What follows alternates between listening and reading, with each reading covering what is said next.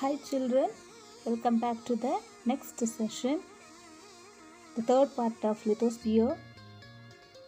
In the last session, we have gone through learning of forces of the Earth's crust. In that, mainly we have learned about internal forces, and in that we have gone through volcanoes, types of volcanoes, volcanic materials, distribution of volcanoes, earthquakes, and the causes of earthquakes, earthquake waves and the distribution of earthquake plus tsunami. And today we are going to learn about external forces.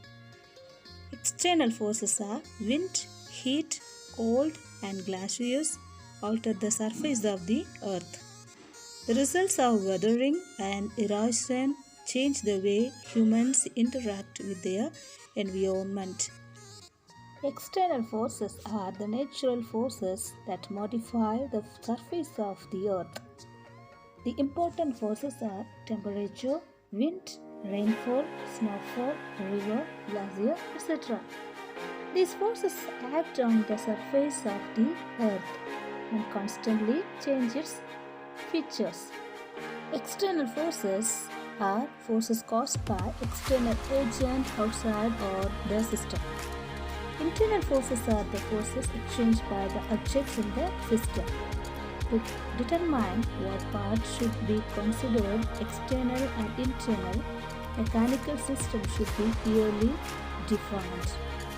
The next one we are going to learn about weathering. Weathering, the chemical or physical processes that change the characteristics of rock on or near the Earth's surface. Weathering is the wearing away or breaking down or gradual disintegration of rocks by agents present in the atmosphere. There are mechanical, biological and chemical. Mechanical weathering is caused by the wind, sand, rain, freezing, thawing and other natural forces that can physically alter. When the rock is broken and it is disintegrated without any chemical alteration, the process is called physical weathering or mechanical weathering. The important process of granular disintegration, block disintegration and exfoliation. And the agents of mechanical weathering are temperature, wind, frost, etc. Mechanical weathering takes place when rocks are broken down without any change in the chemical nature of the rocks. Rocks are essentially torn apart by the physical force rather than by chemical breakdown. The next one is chemical weathering. Chemical weathering is mainly brought about by the action of substances dissolved in rainwater. This type of weathering results in changing the composition of minerals present in the rocks. There are 4 types of chemical weathering. They are oxidation, carbonation, hydration and solution. Children, are you following? So what are the types of chemical weathering? Chemical weathering is what happens when rocks are broken down and chemically altered. And the different types of chemical weathering are hydrolysis, oxidation, carbonation, acid rain and acids produced by lichens.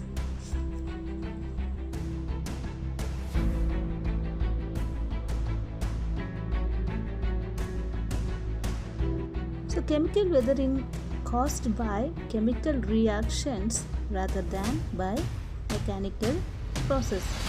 The first type of chemical weathering is oxidation. In this type of chemical weathering, oxygen dissolved in water. Oxygen is the reactive element.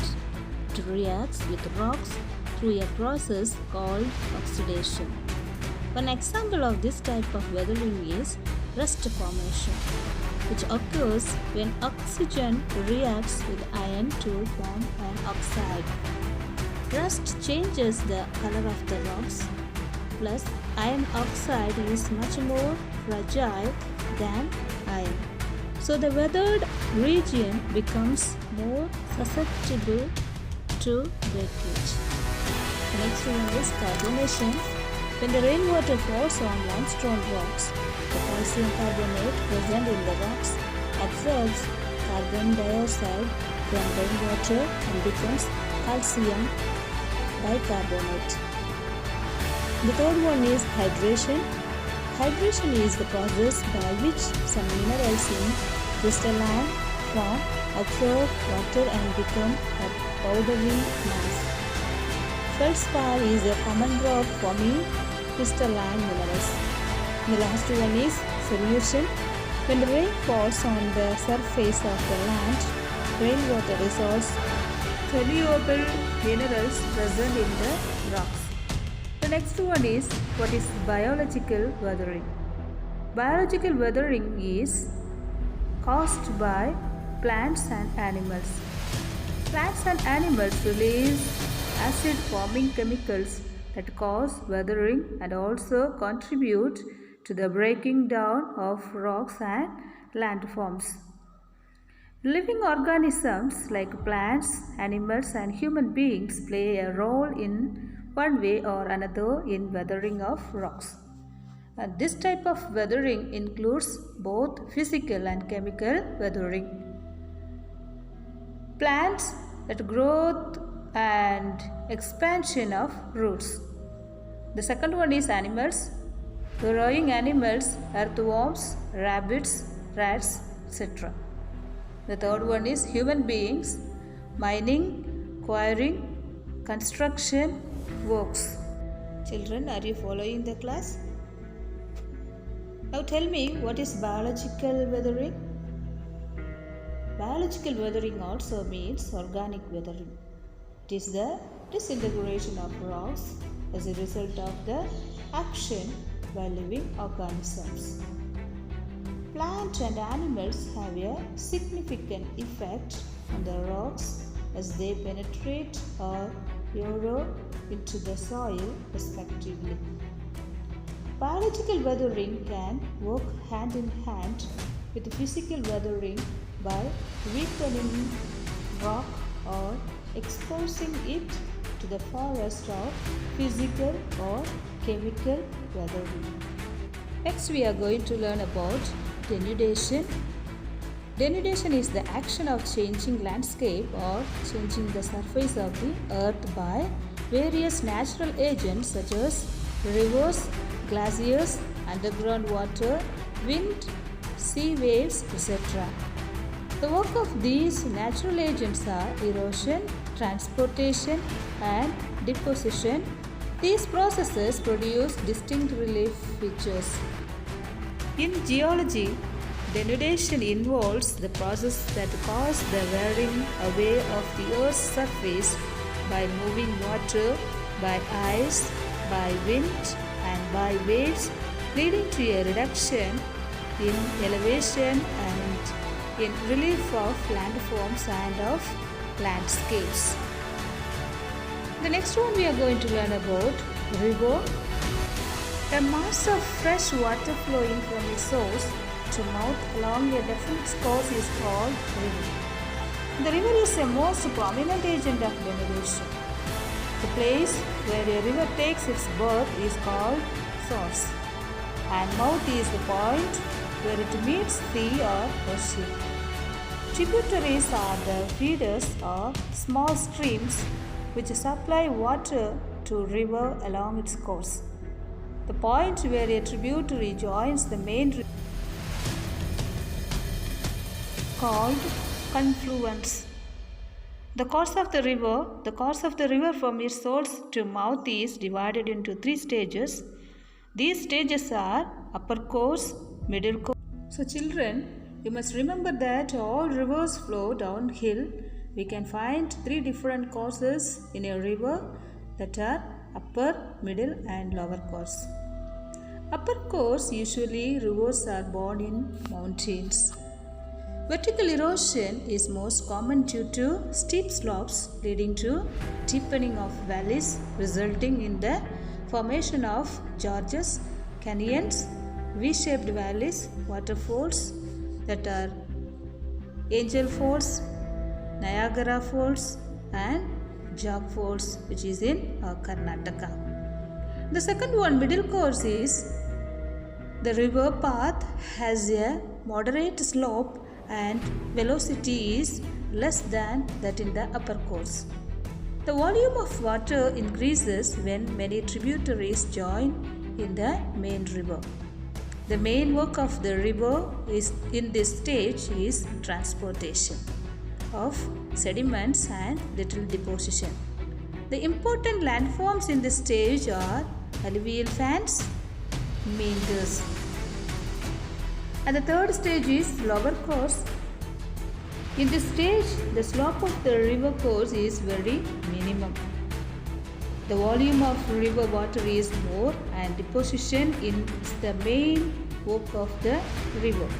The important landforms in this course are alluvial fans and meanders. And the third stage is the lower course. In this stage, the slope of the river course is very minimum. The volume of river water is more and deposition is the main work of the river. The important landforms in this course are floodplains, natural levees, oxbow lakes, deltas that are Sundarban Delta and Nile Delta. Fluvial circle is the work of the river. What is called fluvial circle? The work of the river is called fluvial circle. The next topic we are going to learn about glacier. Glaciers are slowly moving compacted masses of ice and snow found in the high mountains and polar regions. The mass of ice or snow is pulled down by its weight and due to the force of the gravity. The types of glaciers are continental glaciers and mountain or alpine or valley glaciers. Continental glaciers are extensive ice sheets found in polar regions, example Greenland and Antarctica. The mountain or alpine or valley glaciers we can found in the polar regions are called mountain glaciers. The glacier is an agent of denudation, performs the work of erosion, transportation and deposition. The erosional work of glaciers is mainly side cutting. The landforms resulting by this are cirque, horn, arete and U-shaped valleys, hanging valleys, rock steps, etc. The transportation and the deposition work of glaciers goes almost together. Moraines are the most important landforms of the glaciated region. Moraines are of four types. One is lateral moraines, second one is medial moraines, third one is ground moraines, the last one is terminal moraines. The first lateral moraines are the rock debris deposited along the sides of the glacial valley. The second one is when two lateral moraines meet, it forms medial moraines. The third one is rock materials found on the floor or at the bottom of the glacial valley is ground moraines. And the last one is the glacial deposits found at the end of the glacier is terminal moraines. The work of glacier is called glacial cycle. Already we have studied fluvial cycle. What is fluvial cycle? The work of river is called fluvial cycle. The work of glacier is called glacial cycle. By this, we stop the session here and we'll continue in the next session. Thank you. Have a great day.